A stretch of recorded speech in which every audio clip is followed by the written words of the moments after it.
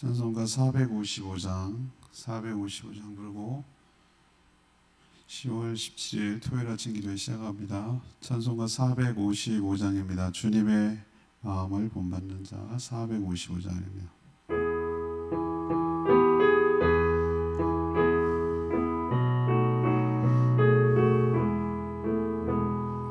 주님의 마음을 본받는 자 그 마음의 평강이 찾아오니 험악한 세상을 이기리 위해 하늘로부터 임함이로다. 주님의 마음을 본받아 살면서 거룩하시 나도 이루리. 주 모습 내 눈에 안 보이며 그 음성 내 귀 안 들려도 내 영혼 날마다 주를 만나 신령한 말씀을 배우도다. 주님의 마음을 본받아 살면서 그 거룩하시 나도 이루리. 가는 길 거치고 험하여도 내 맘에 불평 없어짐을 십자가고 나를 이겨내신 주님의 마음 본받음이.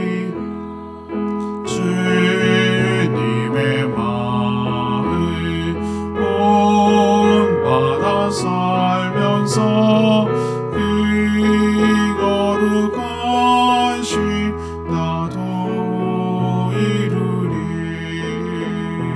주 예수 세상에 다시 오시 그날의 무성도 변화하여 주님의 빛나는 그 형상을 다 함께 보며 주 찬양하리. 주님의 마음을 본받아 살면서 그 거룩하시 나도 이루리. 찬양집 373장 373장입니다. 주만 바라볼지라.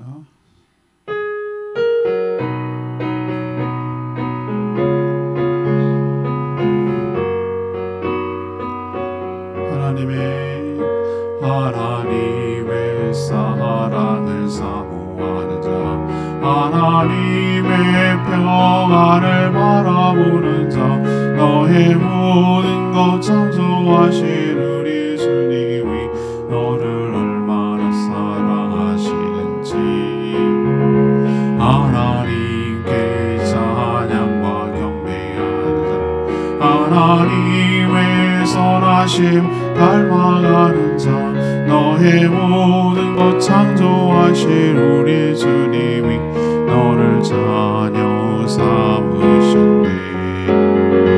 하나님 사랑의 눈으로 너를 어느 때나 바라보시고 하나님 인자한 귀로서 언제나 너에게 기울이시니 어두움에 맑은 빛을 비춰주시고 너의 작은 신음에도 응답하시니 너는 어느 곳에 있든지 주를 향하고 주만 바라보지라.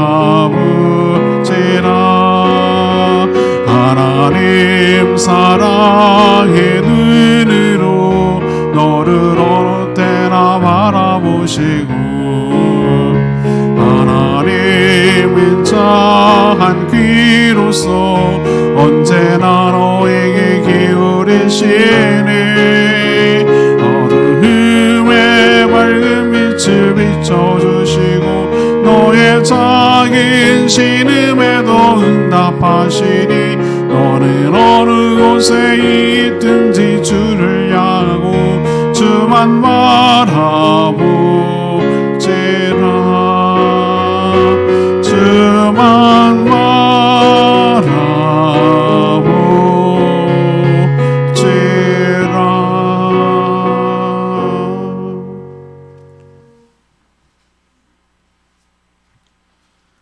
하나님 말씀 역대하 12장 1절에서 16절입니다. 오늘은 10월 17일 토요일 아침입니다. 10월 17일자 본문 역대하 12장 1절에서 16절까지 구약성 671쪽입니다.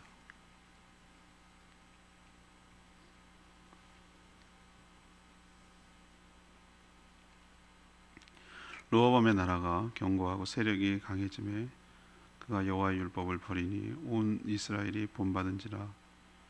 그들이 여호와께 범죄하였으므로 르호보암 애굽 왕 시삭이 예루살렘을 치러 올라오니 그에게 병거가 1200대요 마병이 6만 명이며 애굽에서 그와 함께 온 백성국 리비아와 구스 사람이 헤아릴 수 없이 많더라.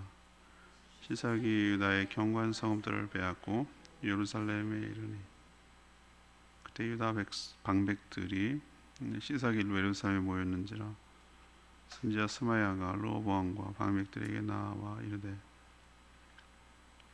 여호와께서 이같이 말씀하시기를 너희가 나를 버렸으므로 나도 너희를 버려 시삭의 손에 넘겼노라 하셨다 한지라. 이에 이스라엘 방백들과 왕 스스로 겸비하여 이르시되 여호와는 의로우시다. 여호와께서 그들이 스스로 겸비함을 보신지라. 여호와의 말씀이 스마야에게 임하여 이르시되 그들이 스스로 겸비하였으니 내가 멸하지 아니하고 자유를 조금 구원하여 나의 노를 시삭의 손을 통하여 예루살렘에 쏟지 아니하리라. 그러나 그들이 시삭의 종이 되어 나를 섬기는 것과 세상 나라를 섬기는 것이 어떠한지 알게 되리라 하셨더라. 애굽 왕 시삭이 올라와서 예루살렘을 치고 여호와의 전 보물과 왕궁의 보물을 모두 빼앗고 솔로몬이 만든 금방패도 빼앗은지라. 르호보암 왕이 그 대신에 노스로 방패를 만들어 공문을 지키는 경호 책임자들의 손에 맡김에 왕이 여호와의 전에 들어갈 때마다 경호하는 자가 그 방패를 들고 갔다가 경호실로 도로 가져갔더라.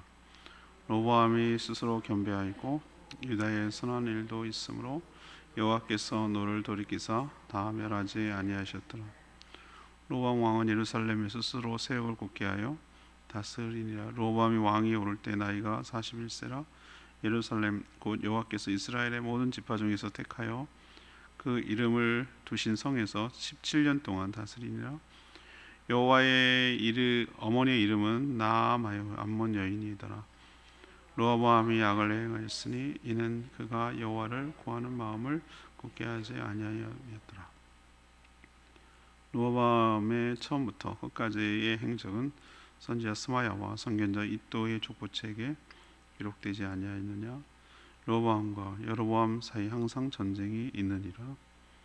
르호보암이 그의 조상들과 함께 누움에 다윗 성에 정사되고 그의 아들 아비야가 그를 대신하여 왕이 되니라. 르호보암이 나라가 견고하고 세력이 강해지자 율법을 버렸습니다. 하나님은 이집트 시삭과 연합군이 침략하게 만드셨습니다. 두려워 떠는 그에게 스마야 선지자를 통해 회개를 촉구하십니다. 왕은 스스로 겸비하였고 하나님은 왕과 나라는 지켜줬지만 그 아버지 솔로몬이 가지고 누려고 보관했던 여러 가지 보물들은 다 빼앗겼습니다. 그는 17년 동안 유다를 통치했는데 하나님을 구하는 마음이 없어 악을 행했노라고 그렇게 일생을 평가하고 있습니다. 오늘 질문은 르호보암의 생애를 통해 얻는 교훈은 무엇입니까? 이것이 오늘 질문입니다. 먼저 1절부터 5절까지 말씀. 형통할 때 더 조심해야 합니다. 르호보암은 집권 초기 유다와 북이스라엘 왕국이 분열되는 어려움을 겪었고 또 전면전을 치러서 빼앗으려고 누르려고 했으나 하나님의 만류로 위기를 넘겼습니다. 이후 어제도 묵상했지만 내치를 통해 나라가 견고해지고 세력이 강해지자 이번에는 거꾸로 마음이 높아지기 시작합니다. 교만해지기 시작합니다. 하나님의 주권과 하나님의 은혜를 잊어버리기 시작한 것이죠. 그런 마음이 무엇으로 나타나는가? 오늘 12장 1절에 하나님의 율법을 버리는 것으로 나타납니다. 우리도 마찬가지 아닌가요? 잘 나가고 형통하고 그러면 사람 뭐 하는 줄 아십니까? 죄 짓는 일 했습니다. 쾌락과 왜? 자기 마음대로 다 되는 것 같거든요.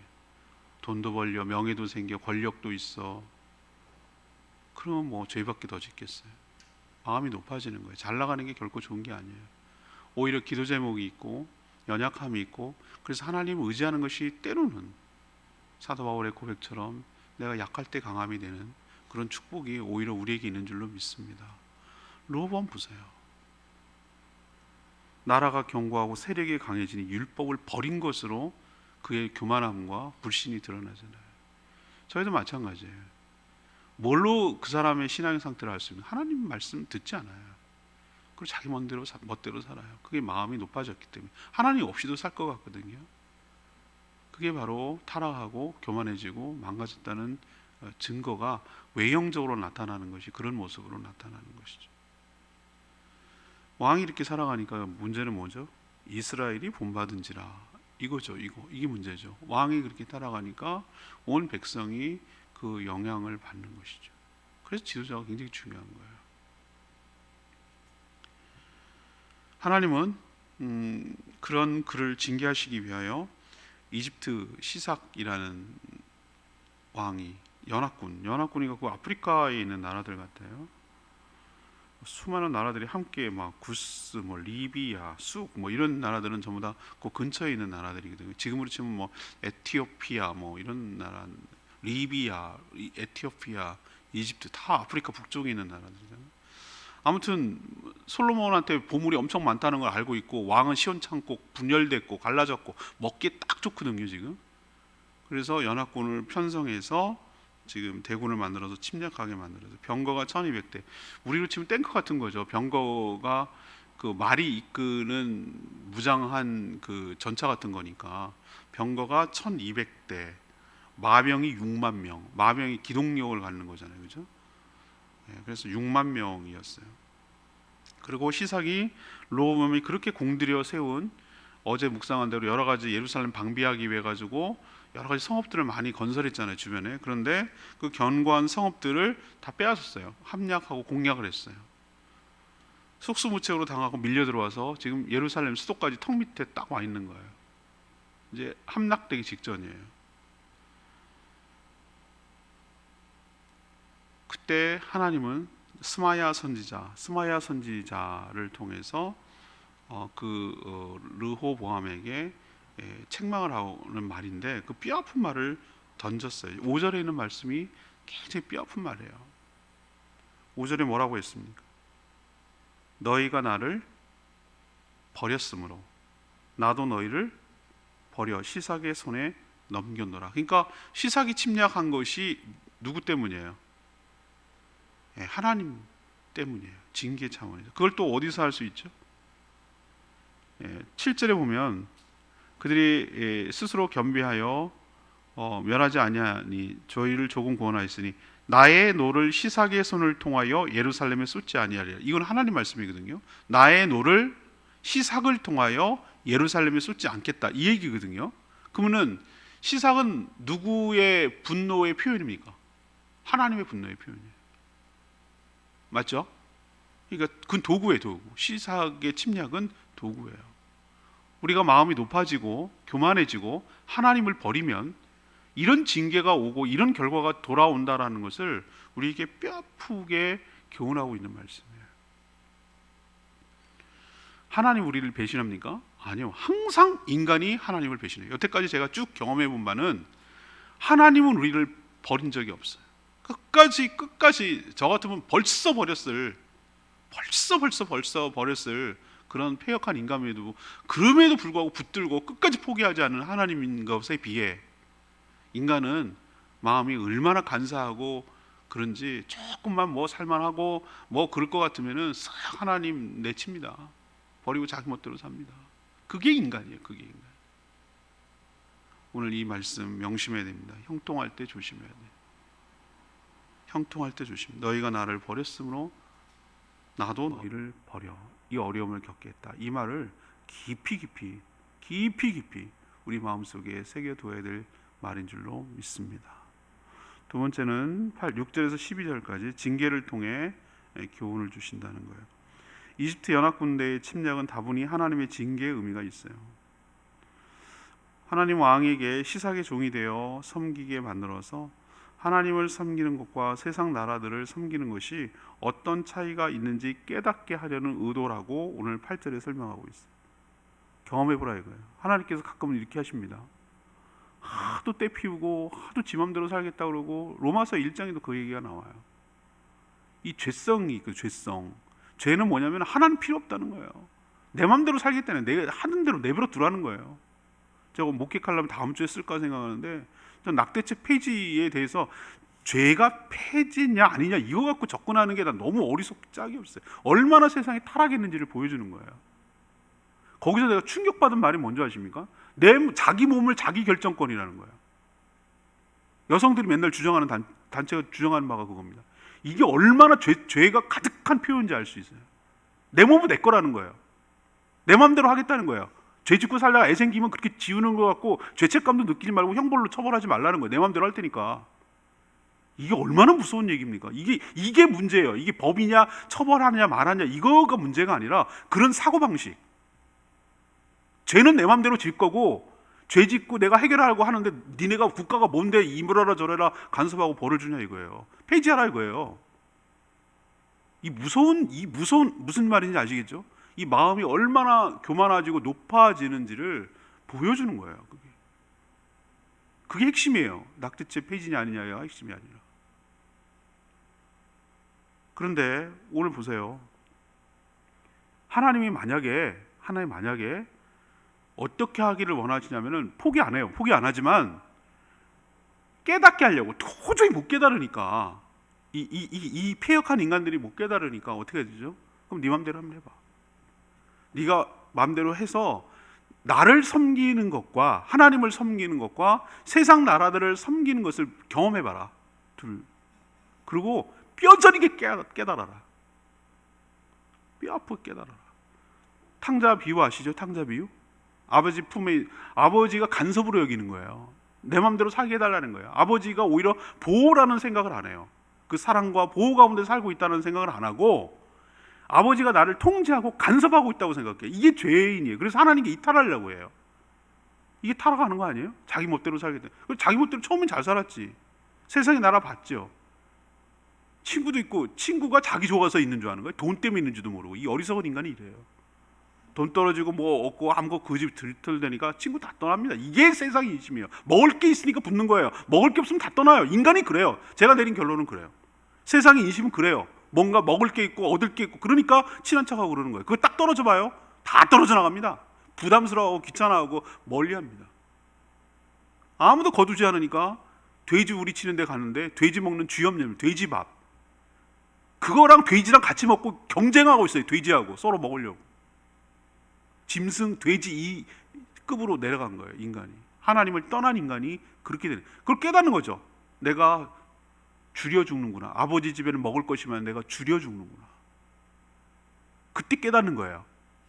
아, 하나님 아버지 품에 있었던 것과 하나님을 떠난 내 모습을 비교해 보면 깨닫는 거예요. 내가 돌아가야 되겠다. 아버지 집에 돌아가리라. 그냥 자식이 아니라 품꾼으로 써달라고 겸손한 태도죠. 그게 탕자의 비유에서 나오는 거 아니에요? 그 비유가 여기에 딱 들어가 있어요. 하나님 무슨 의도를 얘기를 하냐면 그래? 재산 주십시오. 아버지가 죽지도 않았는데 내 상속 다 이건 아버지 죽은 걸로 칠게요. 이거랑 불이막심한 얘기잖아요. 근데 하나님이 줘요. 왜 줍니까? 어리석어서 바보라서? 아니에요. 깨달아 보라는 거예요. 깨달아. 뼈다지게 깨달으라는 거예요. 뭐가 더 귀하고 존귀한지 깨달으라는 거예요. 그 비유의 핵심은 그거예요. 하나님께서 오늘 그 얘기하세요. 네가 나의 통치를 받고 섬기는 것이 그렇게 부담스럽고 싫고 거북스럽고 그래가지고 율법을 버리고 마음대로 살았다면 그래 좋아. 그러면 너희가 세상 나라를 섬기는 것이 어떤 결과를 가져오는지 한번 봐라. 라고 하나님께서 넘겨주신 거예요. 8절을. 르호보암과 신하들은 선지자가 전달한 이 말씀을 듣고 아차 싶은 거예요. 우리가 지금 무슨 짓을 한 거지? 우리가 지금 어떻게 한 거지? 라고 그때야 비로소 다 함락당하고 예루살렘까지 이렇게 목이 꽉 쫄려오니까 깨달은, 우리 인간도 똑같습니다. 잘 나가고 형통하고 막 그러면요 하나는 안 쳤습니다. 그러다가 정말 죽을 것 같은 절체절명의 위기 상황이 딱 목전에 칼이 딱 들어오면 아이고야 내가 뭐 어떻게 한 거지? 아이고 살려주세요 살려주세요 막 이렇게 나옵니다. 그래서 이 하나님 선지자를 통해서 전달한 하나님의 말씀을 듣고 스스로 겸비했다고 그랬어요. 겸비해서 하나님은 선하시다. 이 말이 참 중요한 말입니다. 이게 겸손한 말입니다. 제가 늘 말씀드렸죠. 우리가 어떤 상황 속에서도 잊지 말아야 될 사실이 하나 있는데, 하나님은 살아계시다. 하나님은 선하시다. 뭘 다 침략해가지고 지금 위기 상황인데 이렇게 만드는 하나님 뭘 선하시다고 옛날 같으면 그랬을 거예요. 근데 지금 수용하고 있잖아요. 하나님이 하신 모든 일들은 뭐하다? 선하시다. 맞다. 라고 인정하잖아요. 그 주권과 그분의 조치에 대해서 인정하잖아요. 그렇게 인정하면서 하나님께 회개를 시작하는데, 근데 하나님은 아무 일도 없었던 것처럼 전처럼 그렇게 똑같이 회복시키지 않아요. 물론 하나님 조금 구원한다 이런 표현은 뭐냐면 왕이 죽거나 나라가 없어지는 망하는 그런 일은 생기지 않겠지만 교훈을 삼게 하기 위해서 그들에게 큰 뭔가 레슨을 줄 만한 흔적을 남기고 가게 해요. 그게 바로 그들의 보물들을 모두 빼앗기게 만드는 거예요. 선왕 솔로몬 때 금이 많아 주체할 수가 없어가지고 금괴 만들듯이 금방패, 이거는 장식용입니다. 진짜 뭐 전쟁할 때 번쩍번쩍해가 눈이 부시게 하는 전쟁용이 아니라 그냥 방패 형태의 금괴였어요. 금괴. 600세겔, 300세겔 큰 방패, 작은 방패 200개, 300개 막 이런 걸 만들어 갖고 보관해야 된다면 근거예요, 근거. 금을 만드는 보관. 그거 다 빼앗겼어요. 부자가 3대를 간다는 3대도 못 가지 보니까. 쫄딱 망했어요, 나라가.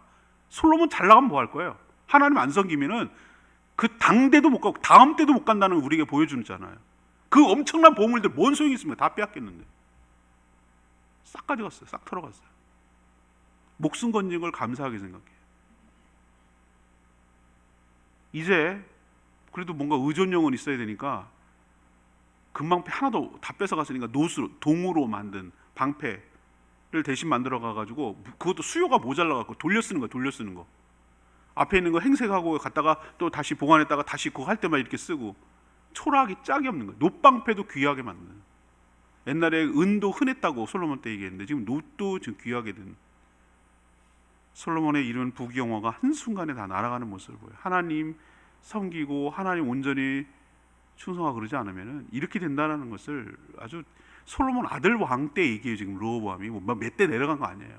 그 다음 때 망한 거예요. 하나님은 때로는 우리에게 아픈 징계를 통해서 교훈하세요. 여러분도 몸에 상처 하나씩 있죠? 저도 이게 여기 보면 이렇게 있는데, 어렸을 때 학교 다닐 때 이게 칼로 장난하다가 여기 이렇게 한 게 상처가 남은 거예요. 상처. 그러면은 나는 이 손을 자주 보니까 여러분 무릎 깨진 거, 이마 깨진 거, 여기 땜빵 깨진 거, 뭐 손 깨진 거, 뭐 어디 한 거 회복은 됐어요. 근데 뭔 남습니까? 상처는 남습니다. 흉터는 남습니다. 왜 남겨둡니까? 까불지 말라고, 깨달으라고, 날뛰지 말라고. 우리 몸도 그렇습니다. 근데 우리 마음에도 기억이 있어요. 우리가 살아오면서 마음이 높아져서 하나님께서 빡 쳐가지고 그때 아주 큰 코 다친 경험들을 잊을 수가 없어. 그 충격과 창피와 그 굴욕과 그 수치와 이런 것들을 마음에 이렇게 한켠에라. 왜 용서를 하셨는데 기억은 남지? 이유가 있어요. 그래야 뭐하죠? 평생 교훈을 삼고 반복 안 하니까. 그때 그 큰 코 다친 경험이 나를 안전하게 해주는 장치예요. 르호보암이 싹 걷어갔어요.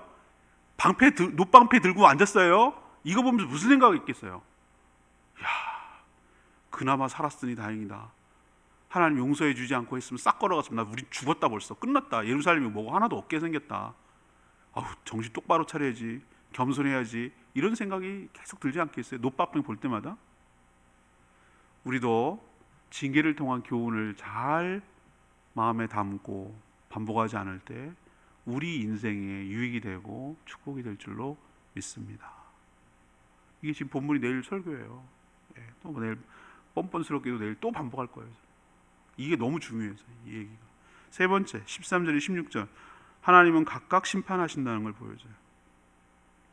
누구도 그렇지만 잘한 부분도 있고 잘못한 부분도 있어요. 인생이 얼룩져요. 르호보암이 역시 처음부터 끝까지 그의 행적이 15절에 보니까 다 기록되어 있어요. 다 기록. 그는 왕이기 때문에 역사로 남았지만 모든 사람은 자신이 살아온 모든 인생이 하나님의 기록에 남겨지는 동시에 평가를 받게 될 줄로 압니다. 여러분 그거 인정하시죠? 여러분이 태어나기부터 시작해서 죽을 때까지 살아온 모든 것들이 다 녹화되는 거예요. 다 생생하게. 그렇게 용량이 많으신가요? 하나님이 용량 많으세요. 그리고 한 시간도 영원히 살기 때문에 넉넉해요. 우리 한 사람 한 사람 평가하기 시간 충분해요. 그러면 하나님 기억에서 사라지게 하는 방법은 딱 한 가지밖에 없어요. 회개하는 것밖에 없어요. 회개할 때 그게 편집이 되고 하나님의 기억에서 스스로 삭제하겠다고 하나님 약속이 있어요. 그게 회개하지 않는 죄는 다 남는 거예요. 다 남는. 그냥 그대로 다 남는 거예요. 17년 르호보암 통치했고 뭐라고 표현하고 있죠? 북이스라엘과 항상 전쟁이 있었다. 기록될 만큼 왕국 분열의 아픔을 자초했고 그 아픔을 겪고 있어요. 마치 우리나라랑 비슷해요. 그의 어머니는 놀랍게도 13절에 보니까 암몬 여인이었어요. 암몬이 그 오른쪽 우측에 있는 나라거든요. 아버지 솔로몬이 여러 나라와 정략 결혼하는 과정에서 아마 암몬 여인과도 결혼했을 것이고 놀랍게도 이 암몬 여인에서 사이에서 태어난 르호보암이 왕이 됐어요. 이게 무슨 조화인지 모르겠으나 자 그렇다면 여러분 뭘 추측할 수 있죠? 이 르호보암이 암암리의 어머니 암몬의 영향을 이방 문화의 영향을 받을 수도 있었겠다. 그것이 하나님을 버리고 우상 숭배를 하게 된 단초를 제공할 수도 있겠다라는 것을 감지할 수 있잖아요. 그의 인생을 한마디로 평가하는데 오늘 뭐라고 평가했습니까? 14절 악을 행했다. 좋은 일도 많이 했는데 그렇게 평가하는 이유는 무엇입니까?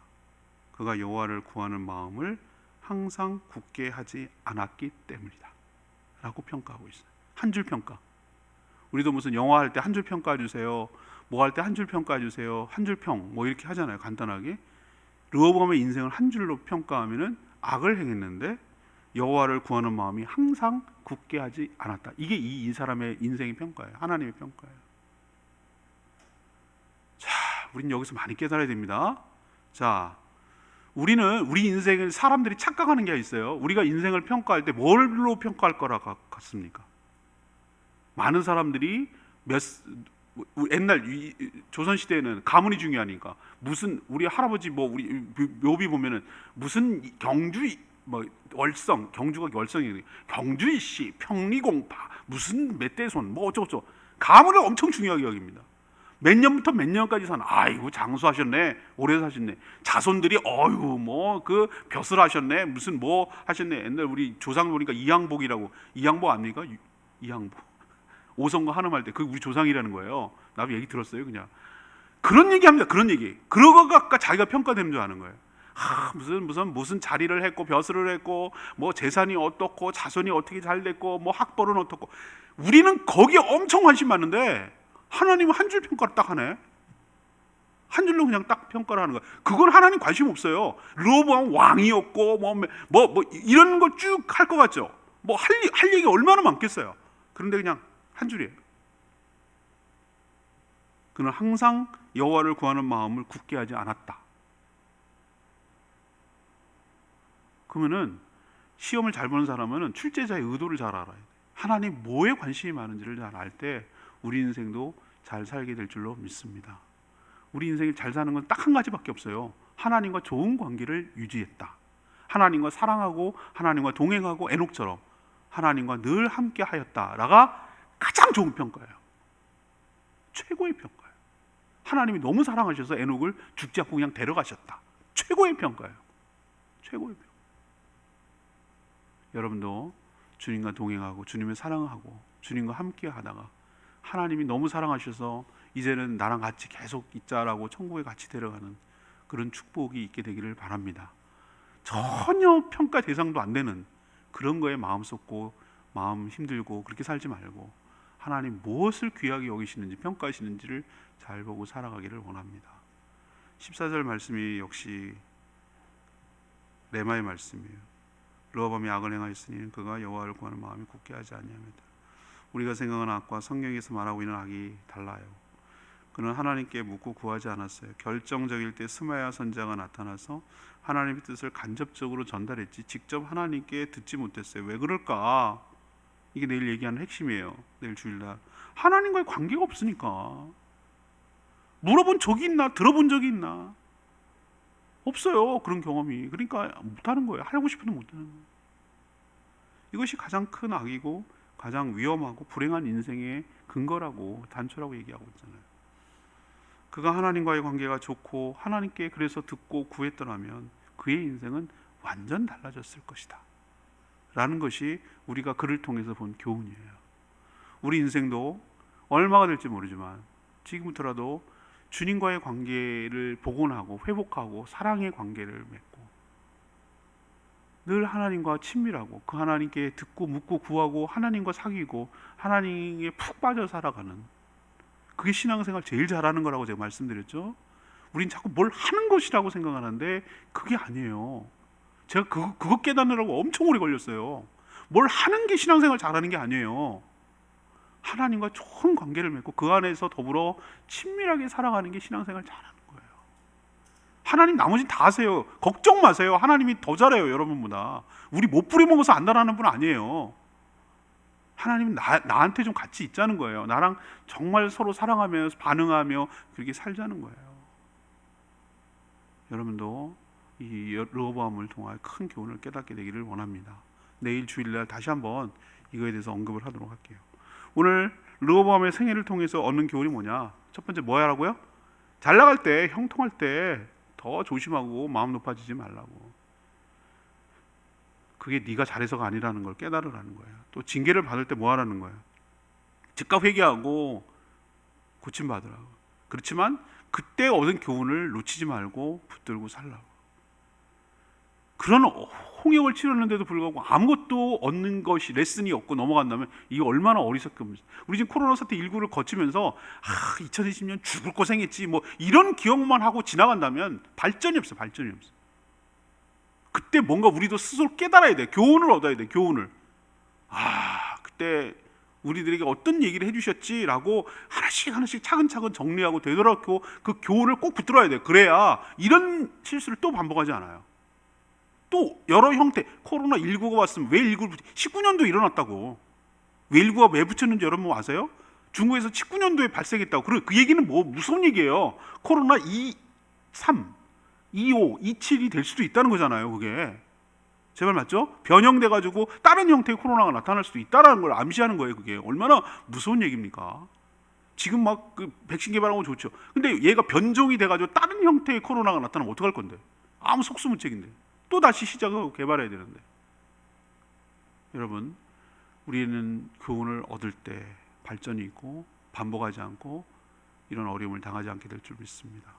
마지막은 뭐예요? 하나님 각각 다 심판하신다는 거예요. 하나님 다 보고 있다는 거예요. 다 기록에 남는다는 거예요. 그 인생을 평가한다는 거예요. 그리고 거기에 대해서 심판을 내리신다는 거예요. 우리도 한 줄 평가하신다는 거예요. 얘는 어떻다라고 평가하신다는 거예요. 이 두려워요. 무서워요. 우리도 어차피 시간에 따라가면 늙고 죽을 건데 하나님은 나를 뭐라고 기록하실까? 뭐라고 기록을 하실까? 두려워요. 두려워. 그러니 지금이라도 하나님 앞에 올바로 살아가고 하나님을 사랑하며 살아가는 저희들 되기를 간절히 원합니다. 하나님 말씀 붙들고 기도하기 전에 373장 기도하겠습니다.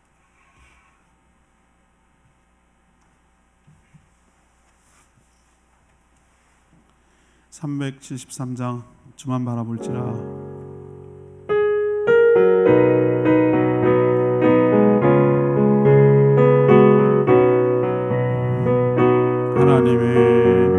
하나님의 사랑을 사모하는 자, 하나님의 평안을 바라보는 자, 너의 모든 것 창조하신 우리 주님이 너를 얼마나 사랑하시는지 하나님께 찬양과 경배, 하나님의 선하심을 닮아가는 자, 너의 모든 것 창조하신 우리 주님이 너 자녀 삼으셨네.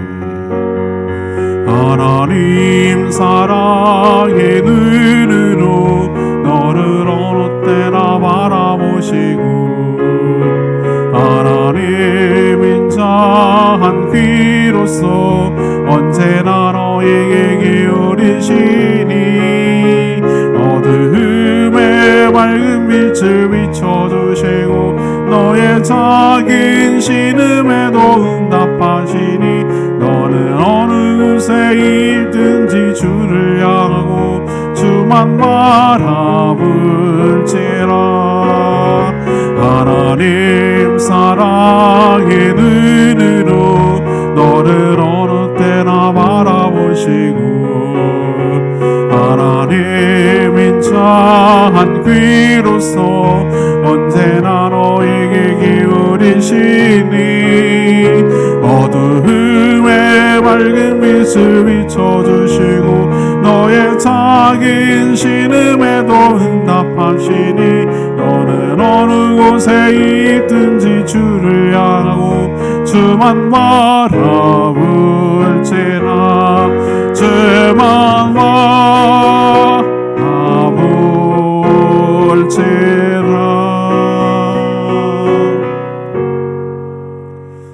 오늘 여러분 무슨 생각이 드세요? 르보암 보면서 우리가 왜 위인전을 읽으라고 어렸을 때 얘기합니까? 그걸 통해서 인생의 교훈을 얻으라고, 어떻게 살라는 것을 좀 교훈을 얻고 깨달으라고 그렇게 위인전을 읽게 하는 거예요. 성경이 저는 제일 좋은 위인전이라고 생각합니다. 세상에는 뭐 세상 공로와 나라를 구했느니 뭐 이런 얘기 하는데 하나님과의 관계에서 항상 보잖아요. 성경은 아주 좋은 교훈이에요. 어떻게 살아가야 되는지. 인생은 반복되고 수없는 사람들이 왔다가 살다가 죽고 가는데 하나님은 안 변하거든요. 하나님은 똑같거든요. 나와 하나님과의 관계를 생각하고 우리 인생을 다시 한번 조명하고 정리하고 앞으로 어떻게 살아가야 될지 큰 교훈을 얻는 저와 여러분 되기를 소망합니다. 주여, 르보암을 통하여 우리가 교훈을 얻고 이런 반면교사로 삼아서 이런 일이 되풀이지 않게 하여 주시고 하나님 앞에 평가받을 일을 생각하며 하나님 경건하게 인생을 살아가게 해달라고 주여 외치며 기도합니다. 주여, 하나님의 사랑을 쌓고 하나님의 평안을 바라보는 자, 너의 모든 것 창조하신 우리 주님 너를 얼마나 사랑하시는지 하나님을 경배하는 자, 하나님의 선하심을 닮아가는 자, 너의 모든 것 창조하신 우리 주님이 나를 자녀 삼으셨네. 하나님 사랑의 눈으로 너를 어느 때나 바라보시고 하나님 인자한 귀로서 언제나 너에게 기울이시니 어두움에 밝은 빛을 비춰주시고 너의 작은 신음에도 응답하시니 너는 어느 곳에 있든지 주를 향하고 주만 바라볼지라. 주만 바라볼지라.